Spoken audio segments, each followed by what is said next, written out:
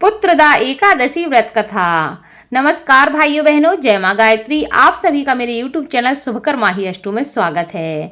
आज मैं आप सभी को अपने इस वीडियो में पुत्रदा एकादशी व्रत कथा सुना रही हूँ। आप सभी से विनम्र निवेदन है, अगर आप मेरे चैनल पर पहली बार आए हैं तो प्लीज़ हमारे चैनल को सब्सक्राइब, वीडियो को लाइक और वीडियो को ज़्यादा से ज़्यादा शेयर अवश्य करें, ताकि आपके साथ साथ आपके अपनी भी इस कथा का लाभ ले सकें और भगवान लक्ष्मी नारायण की कृपा आपके साथ आपके घर परिवार पर हमेशा बनी रहे। एक बार युधिष्ठिर कहने लगे कि हे भगवान, मैंने श्रावण माह के कृष्ण पक्ष के कामका एकादशी के बारे में तो सुना है, अब आप मुझे कृपया कर श्रावण शुक्ल एकादशी का क्या नाम है, इसका महात्म्य क्या है, इसकी कथा क्या है, इसके बारे में कृपया कर मुझे कह सुनाइए। भगवान कृष्ण कहते हैं, इस एकादशी का नाम पुत्रदा एकादशी है। इस एकादशी को पवित्रा एकादशी के नाम से भी जाना जाता है। पुत्रदा एकादशी व्रत करने वाले व्यक्ति को पूजा के बाद श्रावण पुत्रदा एकादशी व्रत की कथा अवश्य सुननी चाहिए। ऐसा करने से व्रत का संपूर्ण फल उसको प्राप्त होता है और मनोकामनाएं भी पूरी होती हैं। अब आप शांति पूर्वक इस कथा को सुने। इसके सुनने मात्र से ही वाजपेयी यज्ञ के पुण्य फल की प्राप्ति हो जाती है। द्वापर युग के आरंभ में महिष्मती नाम की एक नगरी थी, जिसमें महीजित नाम का एक राजा राज्य करता था। लेकिन पुत्रहीन होने के कारण राजा को राज्य सुखदायक नहीं लगता था। उसका मानना था कि जिसके संतान न हो उसके लिए यह लोक और परलोक दोनों ही दुखदायक होते हैं।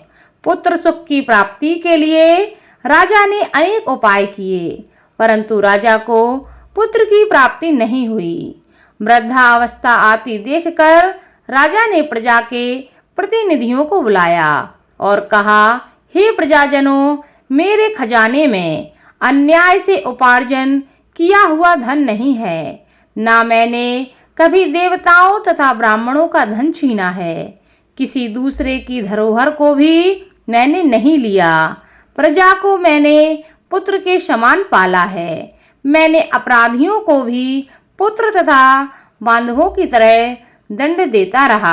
मैंने कभी भी किसी से घृणा नहीं की, सबको समान माना है। सज्जनों की सदा पूजा करता हूँ। इस प्रकार धर्म युक्त राज्य करते हुए भी मुझे पुत्र क्यों नहीं है, सो मैं अत्यंत दुख पा रहा हूँ। इसका क्या कारण है? राजा महीजित की इस बात को विचारने के लिए मंत्री तथा प्रजा के प्रतिनिधि वन को गए। वहां बड़े बड़े ऋषि मुनियों के दर्शन किए। राजा की उत्तम कामना की पूर्ति के लिए किसी श्रेष्ठ तपस्वी मुनि को देखते और ढूंढते रहे। एक आश्रम में उन्होंने एक अत्यंत वृद्ध धर्म के ज्ञाता, बड़े तपस्वी, परमात्मा में मन लगाए हुए, निराहार, जितेंद्रिय, जितात्मा, जित क्रोध, सनातन धर्म के गुण तत्वों को जानने वाले, समस्त शास्त्रों के ज्ञाता महात्मा लोमस मुनि को देखा, जिनका कल्प के व्यतीत होने पर एक रोम गिरता था। सबने जाकर ऋषि को प्रणाम किया।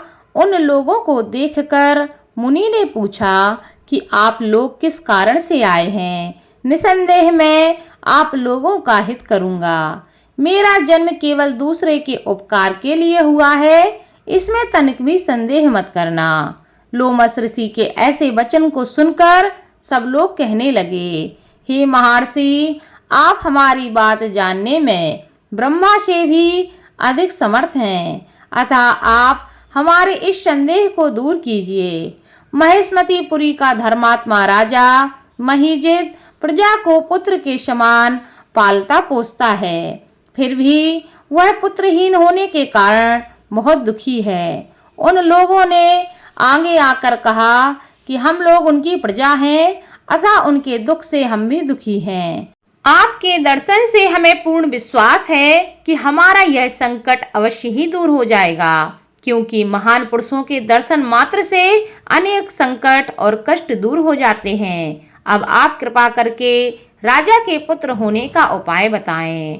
यह वार्ता सुनकर ऋषि ने थोड़ी देर के लिए नेत्र बंद किए और राजा के पूर्व जन्म का वृतांत जानकर कहने लगे कि यह राजा पूर्व जन्म में एक निर्धन वैश्य था। निर्धन होने के कारण इसने कई बुरे कर्म किए। यह एक गांव से दूसरे गांव व्यापार करने के लिए जाया करता था। एक समय ज्येष्ठ मास के शुक्ल पक्ष की द्वादशी के दिन मध्याह्न के समय जबकि वह 2 दिन से भूखा प्यासा था, एक जलाशय पर जल पीने गया। उसी स्थान पर एक तत्काल की ब्याही हुई प्यासी गौ जल पी रही थी। राजा ने उस प्यासी गाय को जल पीते हुए हटा दिया और स्वयं जल पीने लगे। इसलिए राजा को यह दुख सहना पड़ा। एकादशी के दिन भूखा रहने से वह राजा हुआ और प्यासी गौ को जल पीते हुए हटाने के कारण पुत्र वियोग का दुख सहना पड़ रहा है। ऐसा सुनकर वह सब लोग कहने लगे कि हे ऋषि, शास्त्रों में पापों का प्रायश्चित भी तो लिखा है, अतः जिस प्रकार राजा का यह पाप नष्ट हो जाए, आप ऐसा कोई उपाय बताएं। लोमस ऋषि कहते हैं कि श्रावण शुक्ल पक्ष की एकादशी को, जिसे पुत्रदा एकादशी के नाम से जाना जाता है, तुम सब लोग इस व्रत को करो और रात्रि में जागरण करो, तो इससे राजा का यह पूर्व जन्म का पाप नष्ट हो जाएगा। साथ ही राजा को भी पुत्र प्राप्ति के लिए इस व्रत को रखने के लिए कहो। राजा को पुत्र की प्राप्ति अवश्य हो जाएगी।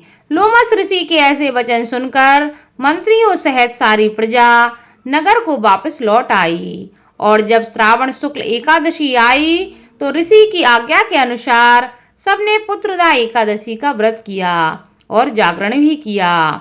इसके पश्चात द्वादशी के दिन इसके पुण्य का फल राजा को दिया गया। उस पुण्य के प्रभाव से रानी ने गर्भ धारण किया और प्रसव काल समाप्त होने पर उसको एक बड़ा तेजस्वी पुत्र उत्पन्न हुआ। इसलिए हे राजन, इस श्रावण शुक्ल एकादशी का नाम पुत्रदा एकादशी पड़ा। अतः संतान सुख की इच्छा हासिल करने वाले इस व्रत को अवश्य करें। इसके महात्म को सुनने से मनुष्यों के सभी पाप दूर हो जाते हैं, संकट उसके समाप्त हो जाते हैं, मनुष्य को पापों से मुक्ति मिल जाती है और इस लोक में संतान सुख भोग कर परलोक में स्वर्ग को प्राप्त करता है। ओम नमो भगवते वासुदेवाय नमः। धन्यवाद।